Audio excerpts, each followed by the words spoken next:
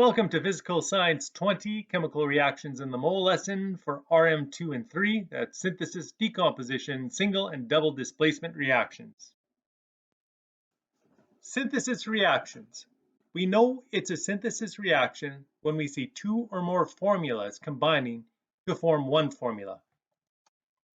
Yo, would you like to dance? Sounds groovy.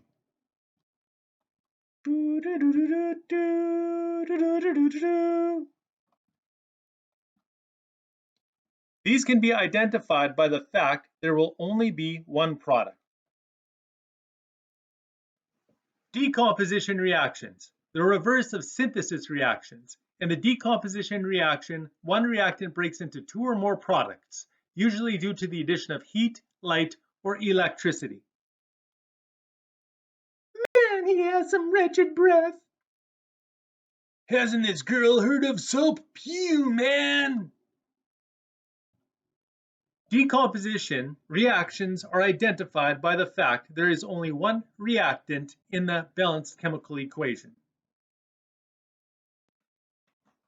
So first, convert into formulas. We have silver, it just says silver, so I look it up on the periodic table and I write down the symbol for silver, which is just Ag. And then I have sulfur, and it says just sulfur, so I do the exact same thing. I go to my periodic table, look up sulfur, and write down the formula for sulfur directly off the periodic table. Now I've got silver sulfide. That is an ionic compound, positive first, negative second, so I'm going to have to look up the positive charge for silver off the periodic table, and it says silver takes a +1 charge. And then I have sulfide. I look it up on my negative list. Sulfide has a -2 charge. So when it comes together, the lowest common charge is 2. So I'm going to need a +2 -2. So I'll need 2 silvers to give me a +2, 1 sulfur to give me a -2. Now balance the equation. I have 2 silvers, so I'm going to need 2 silvers. So I'll place a 2 in front of Ag. I have 1 sulfur. There's 1 sulfur. It's balanced out, so the equation is now balanced. I will now identify as synthesis or decomposition. I have two things becoming one, that is synthesis. Convert into formulas. I've got potassium chlorate to start with, that is a positive, negative, so I look up the positive charge for potassium on the periodic table. It is number 19, and it says potassium takes a +1 charge. I look up chlorate on my negative list. On the negative list, it says chlorate is ClO3 with a -1 charge. +1, -1, they already balance out, so I just need one of each. That's going to turn into potassium chloride. So again, potassium we've established has a +1 charge. Chloride on the negative list is Cl-. +1, -1, they already balance out, so I just need one of each. So potassium chloride is KCl. And that is being added to oxygen. It says just oxygen, that's on our periodic table, but it is highlighted because it is a diatomic. So that means I can't write just O, I have to write O2. Now I balance the equation.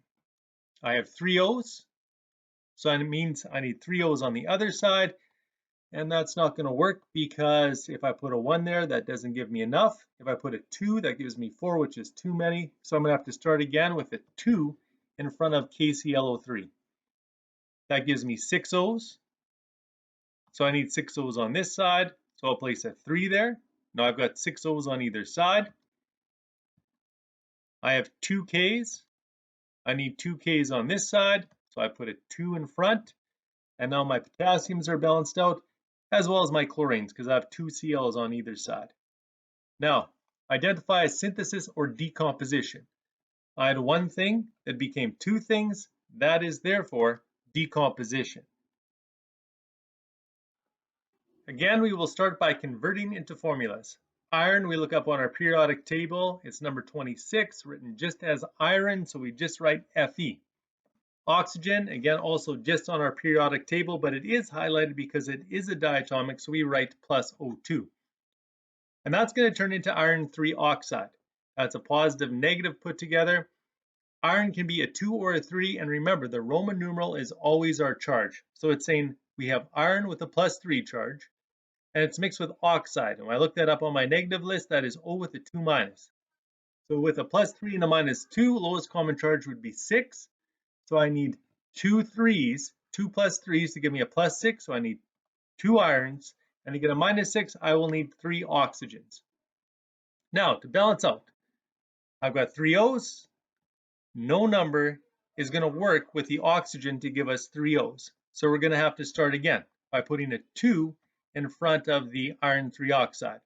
That now gives us 6 oxygen. And to get 6 oxygen on the reactant side, I will have to put a 3 in front of the O2. I have a total now of 4 irons.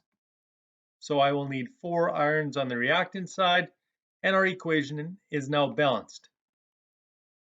Now I have 2 things becoming 1, so that is synthesis. Single displacement reactions. Something is passed from one group to another, much like someone cutting in on a dance. Hey, beat it, nerd. The person who was initially standing alone is now dancing in a partnership. Woohoo, this dude has some sweet moves. While someone who had been dancing is now by themselves. I guess I'll call Mom for a ride home.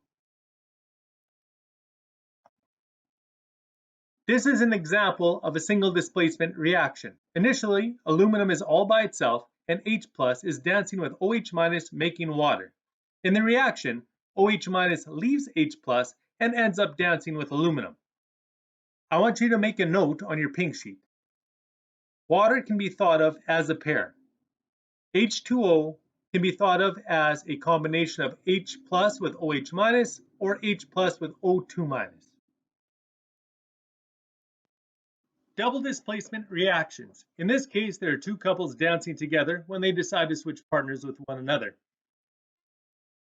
An example of a double displacement reaction has H plus dancing with chloride, aluminum ion dancing with hydroxide. When they switch partners, aluminum ion begins dancing with chloride, and H plus began dancing with hydroxide, making HOH, which is then written as H2O. We're starting with barium sulfate. It's a positive negative, so I have to look up barium on the periodic table, and I see that it takes a +2 charge. Sulfate on my negative list is SO42 minus. +2 minus 2 balance out, so the formula is just BaSO4. That's going to be added to sodium phosphite, again positive and a negative. Sodium number 11 takes a +1 charge. Phosphite on our negative list is PO3 with a 3 minus. Lowest common charge is 3. To get a +3, I will need 3 sodiums, and I just need 1 PO3 to get a -3. That's going to turn into barium phosphate. Barium again takes a +2. Phosphate has a -3. Lowest common charge is 6. So to get a +6, I will need 3 bariums. To get a -6, I will need 2 phosphites. And that's being added to sodium sulfate. Sodium, we said, has a +1. Sulfate is a -2. Lowest common charge is 2. So to get a +2, I need 2 sodiums, and I just need 1 sulfate to get a -2. Now to balance this out, I have 3 bariums, so I'll need 3 bariums on this side. I have 2 P's, 2 phosphoruses, so I'll need 2 P's on this side. And now I have 6 NAs, so I'll need 6 NAs on the product side, so I'll need a 3 in front of the NA. It is now balanced. I've got a pair and a pair that became a pair and a pair, so that is double displacement.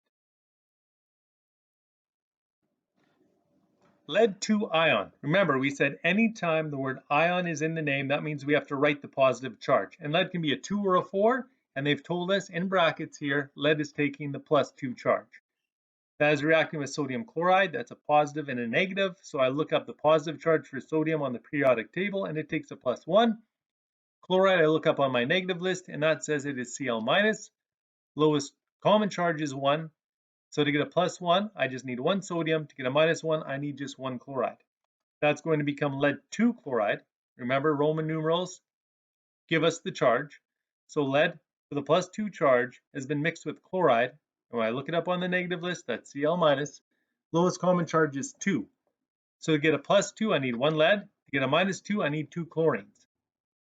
And that is reacting with sodium ion. Again, if we have the word ion written in the name, we have to have the positive charge. Since sodium only has one charge option, it was not given in the name, so we look it up on the periodic table, and it says number 11, Na takes a plus 1 charge. Now to balance out, Pb already balances. I have 1 on either side, but I have 2 chlorines on the right, so I'll need 2 chlorines on the left. I put a 2 in front of NaCl. Now I've got 2 Nas on the left. I'm going to need 2 Nas on the right, so I put a 2 in front of Na+, and we are now balanced. I want to point out here that I've got a plus 2 on the left-hand side. I have a plus 1 on the right side, but there are 2 Na pluses. So that means I've got a positive 2 on the right side as well. So not only do our elements balance, our charges also must balance in the end. So I have lead 2 all by itself.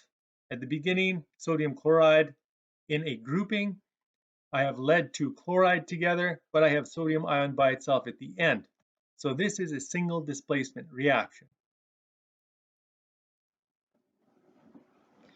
Example 3 says just magnesium, so I just write Mg, and I've got hydrochloric acid. Remember, if we have an acid, the positive is always H+. If I've got hydro and ic, the original ending was ide, so I'm looking up chloride, and that's Cl-. So H+ and Cl- come together to make HCl. I'm told that is going to form magnesium chloride. So magnesium is our positive, chloride is our negative. I look up magnesium on the periodic table and it says number 12, Mg, takes a plus 2 charge. And then chloride on our negative list is Cl-, lowest common charge is 2. So to get a plus 2, I need 1 magnesium. To get a minus 2, I need 2 chlorides. And that is being added to hydrogen. It just says hydrogen, so I look it up on the periodic table. I see that I've highlighted it because it is a diatomic, so I don't write just H. Since it is a diatomic, I write H2. Now to balance. I have 1 Mg on either side, so that's balanced. But I have 2 chlorines on the right. I'll need 2 chlorines on the left, so I write a 2 in front of HCl. That gives me 2 H's on the reactant side. I already have 2 H's on the product side, so everything is balanced out. So magnesium is by itself, hydrochloric acid, H and Cl-, H+ and Cl- were in a pairing, and that turned into Mg2+ and Cl- in a pairing, and hydrogen by itself. So this is a single displacement reaction. I'm starting with barium hydroxide. That's a positive and a negative. I'm going to have to find the positive charge for barium off the periodic table. It was not given a Roman numeral because it only has one charge option. So I look up number 56 on the periodic table, and it says barium takes a plus 2 charge. Hydroxide is on my negative list. That's OH-. Lowest common charge between a plus 2 and a minus 1 is 2. So I'll need 1 barium to give me a plus 2. I will need 2 hydroxides to give me a minus 2. Hydrosulfuric acid. Again, if it says acid, that means H+ is on the front end, and on the back end, again, I've got hydro and ic. So if I have hydro and ic, the original ending was ide, so I'm looking up sulfide on my negative list, and that's S2-. Lowest common charge is 2, so I'd need 2 hydrogens to give me a plus 2 and 1 S to give me a minus 2. That is going to turn into barium sulfide. Again, barium takes a plus 2, sulfide is S2-. Plus 2 and minus 2 already balance out, so the formula is simply BAS, and that is reacting with water. Now I have to balance out my equation. I have 1 barium on the left, I have 1 barium on the right, it balances out. I have 1 S on the right, I have 1 sulfur on the left, it balances out. I have 2 oxygens on the left, I need 2 oxygens on the right, so I put a 2 in front of the H2O. And now everything is balanced out. Even if I look at the hydrogens, I have 4 on the left, that's 2 inside of barium hydroxide and 2 inside of hydrosulfuric acid, so a total of 4 on the left, and I have 4 H's on the right when I have 2 waters. I have barium hydroxide, which is a pair, hydrosulfuric acid, which is a pair, barium sulfide, which is a pair, and water, which, make a note of this, water is considered to be a pair. It is an H plus mixed with an OH minus, but we don't write it as HOH, we write it as H2O. So in all of these questions, water will always be treated as a pair. So that makes this double displacement. A pair and a pair became a pair and a pair. That brings us to the end of the lesson. You're good to begin the RM2 and RM3 assignment.